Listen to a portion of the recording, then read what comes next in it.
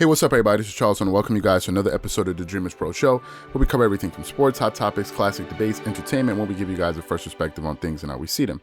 And in today's episode, the topic is the major improvements the Clippers must make. So before I get into that, so that's the topic today. But before I get into that, I want you guys to please make sure you go ahead and hit the like button, hit the subscribe button, and hit the notification bell to be notified whenever we drop our content.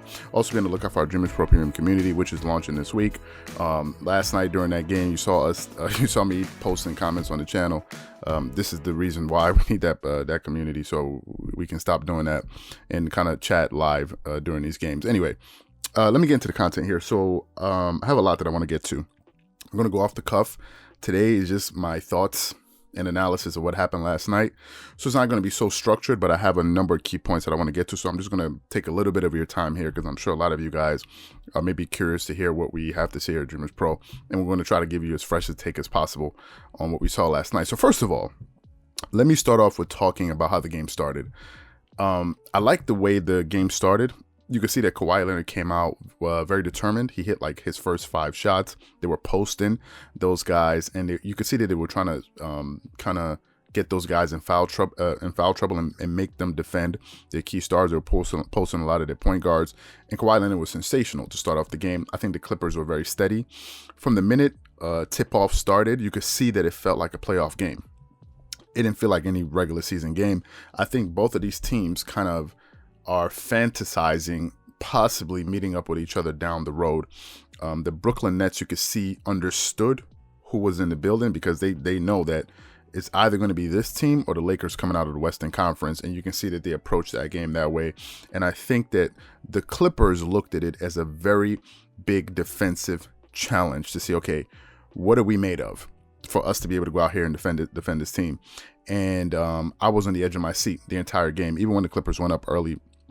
I think in the first quarter or so, I knew that the Nets were going to make a run because they're too good offensively. There's just they have too much star power, and as you can see, that came back in full effect, late in that fourth quarter. Now, let me just fast forward to the fourth quarter. First thing, I think Kawhi Leonard could have played better. I think he didn't close very well in that game. There were a lot of shots that, let me just be honest, as my favorite player, you gotta make. Like, let's just be honest. There are a lot of those shots that in a game like that, with all the chips on the table, right? That was a high stakes game, the most important game they played in the entire season. Also with the Lakers and the Nuggets that they played in the first week. You gotta be better than that, right? Because the Brooklyn Nets, they have a lot of star power, and when you have an opportunity to strike, you got to make the most of it. I felt like he could have played better down the stretch. Kawhi Leonard is usually he's a good closer, but last night he wasn't as good as he needed to be. They needed about 40 points from him last night, to be honest with you. He finished the game with 33 because he kind of cooled off after his hot start. They needed a 40-point game from Kawhi Leonard. 33 was not enough.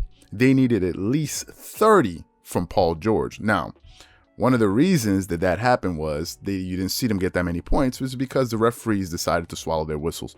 I hate to make that a thing because it makes it look like you're complaining, like, oh, the refs didn't save you. You're whining. That seems like something like a sore loser would say. But the refs really did swallow their whistles. I remember when KD picked up 2 quick fouls and they drove right into him with contact. They just swallowed their whistle. They refused to blow their whistle. Paul George finished that game with 1 free throw attempt. 1. With as much attacking that he was doing at the basket, he finished with 1. So I think the refs were definitely there to help the Nets. Just to be honest with you, I think they bailed them out a lot, especially with those fouls on those shooters. Now, the Clippers made some stupid fouls, fouling jump shooters, especially those guys. But the refs really helped them out there, especially towards the end of the game. Now, another thing that surprised me was the Clippers were out-rebounded in that game, although they had 20 more attempts to shoot, according to Tyronn Lue. I don't know where he got that number from, but if I look at the stats from last night's game, if you just look at the total rebounds, the Nets, yes, the total rebounds, the Clippers had 39, the Nets had 44. That's not really a good thing. they shot the 3 ball pretty much the same. Clippers shot 41.7, Nets shot 41.9. It was a very close game. It wasn't like as if, oh my God, the Clippers lost by a huge margin and this and this and this and this. No. It was a close game. Going to that fourth quarter in those final 2 minutes, I think Steve Nash did something very smart by when the Nets were up 3 by deciding to foul. I think that was very, very smart. He knew that the Clippers players had not gotten to the line all game long. He knew that. And they had to force him to go make some free throws. Now, to Kawhi Leonard's credit, he stepped up to the free throw line, made some big buckets. Nicholas Batum missed the key free throw at the end of the game, but I'm not going to hold Nicholas Batum accountable for that loss, because Nicholas Batum is not the guy that you're going to put a loss like that on. Nicholas Batum scored 21 points. He's a role player. Got you 21 points and 6 rebounds. So no one is looking in the direction of Nicholas Batum. I'm not doing that to him. Could he have made that free throw? Yes, but it's not on him. Like, I'm going to put it at the Stars, at the Stars' feet. Now, let me talk about something that left me with a lot of questions last night, and I posted it on the channel, in the community last night. I'm not really sure what the Clippers would need to beat the Nets if they were to meet them in the finals. I'm not sure if they need another offensive player or they need another defensive player, because in that last 2 minutes, you basically saw the Nets' 3 stars just shoot them in that game and shoot the Clippers out of the game. The shots that Kyrie Irving was hitting, those pull-up threes beyond 25 feet, it was just like, okay, what are you going to do with that? And you know they were eventually going to come. You knew they were going to come eventually. You can't contain all of these guys, right? The Clippers' big 3, big 2, scored 59 points together. The Nets' big 3 scored 90. So Paul George and Kawhi Leonard were basically able to match 2 of the Nets stars, but that third guy, he got loose. And that was the ball game, man. Kyrie Irving hit some tough shots.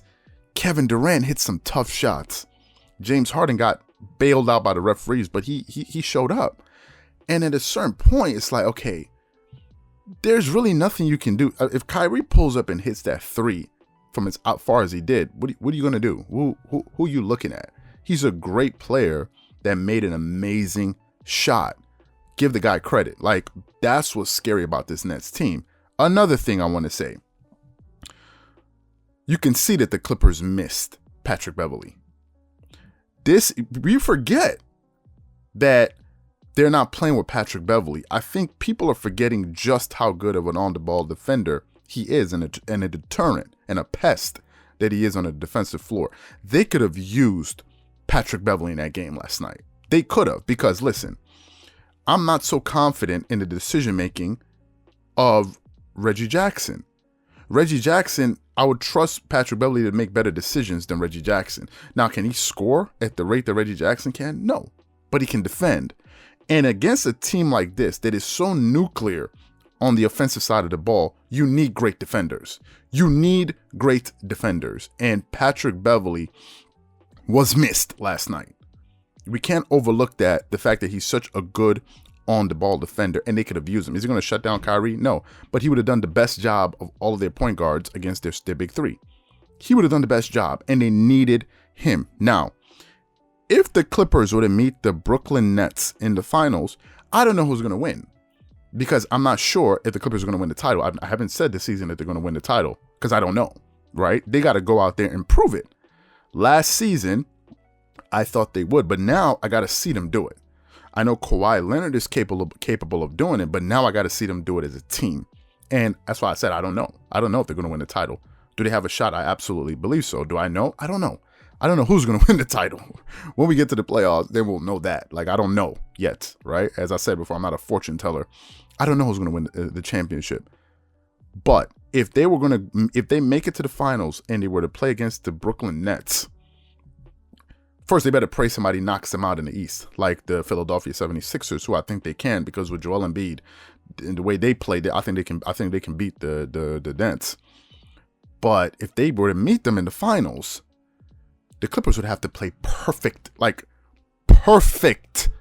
defense on them for a 7-game series to win. Perfect, because they have too many great individual scores. I think before then, they would probably need to pick up either another scorer or another defender. And as of now, I'm not sure. I'm not sure really, because this Nets team, you can play perfect defense for an entire game, and then in the final 2 minutes, you saw Kyrie, Kevin Durant, James Harden, Kevin Durant. Like, what do you do at that point? What do you do? Now, could the Clippers have won that game?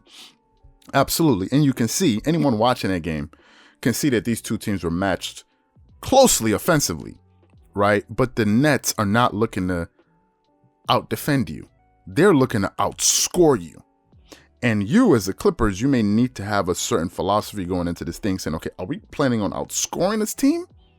Because if you're planning on outscoring the team, they may need another scorer. Or are we planning to defend this team for 48 minutes and do that four out of 7 times? Whatever it is, I don't have the answer. I'm not Tyronn Lue.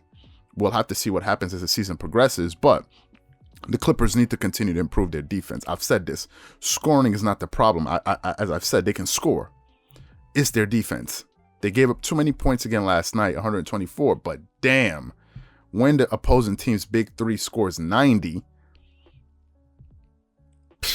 what do you do? How do you defend that? And if anybody has an answer on how to do that, I don't know. Because it's not about, oh, these guys are going to break down once they break down your defense, it's not even like breaking down your defense. KD doesn't even need to get to the rim to score. All he needs to do is dribble, pull up, and shoot. And you saw he was hitting over Kawhi. Kawhi is probably the best perimeter defender in the NBA. But there's nobody in the NBA that can block Kevin Durant's shot, right? The Clippers have the best person suited to play defense on Kevin Durant. And as you can see, Kevin Durant can do anything with Kawhi Leonard. Although he has a height advantage, Kawhi Leonard was too good for him. Like, he was too good. As you can see, I also like Paul George. Paul George could move his feet quickly and stay in front of guys and play defense without fouling. You can see that Kawhi also is very good at that. So that's why I like these two guys, right? I like what they have. But it's tough, man, because once one of them gets loose, once one of them finds a hole once they puncture your defense, then things like what Kyrie Irving was doing last night, pulling up from 40, like 30. What do you do at that point? What do you do when he's doing that? So I have a lot of questions. The Clippers are going to play again. And I think the Clippers are going to have to figure out what they want to do if they were to meet this team in the finals.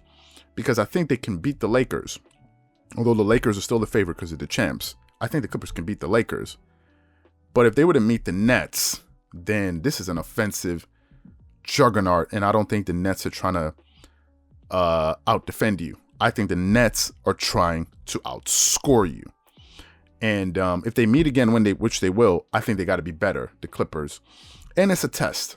It's the biggest test for any team that wants to play defense in the NBA is guarding the Brooklyn Nets. That's the test.